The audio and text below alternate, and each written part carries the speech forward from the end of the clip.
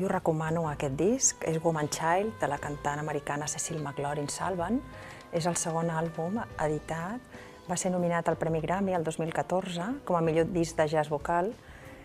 Us destaco sobretot perquè són 12 cançons molt íntimes, fetes totes per ella i musicades també per ella. És americana, ja ho he dit, però també canta en francès perquè és de mare francesa i no sé si a vosaltres us sorprendrà, però a mi sí, perquè va ser agafar el disc i veure que cantava en francès. No havia sentit mai una cançó en francès de jazz i em va sorprendre. El vaig agafar, el vaig seguir escoltant i em va encantar. És un disc que té influències de Billie Holiday i de Bessie Smith, que són les cantants que a ella li agradaven quan era nena i escoltava a casa els seus avis.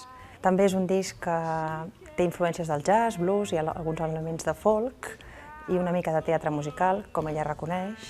És una artista consagrada, molt coneguda arreu del món, però poc a Catalunya, tot i que ara tindreu l'oportunitat d'escoltar-la si veniu pel Festival de Jazz de Terrassa, que comença la setmana vinent, i que aquesta cantant l'hem convidat perquè vingui el dia 19 de març al Centre Cultural, a les 10 de la nit. Jo hi seré, i vosaltres vindreu? Us hi espero. Espero que us agradi tant com a mi. She'll never know until she comes.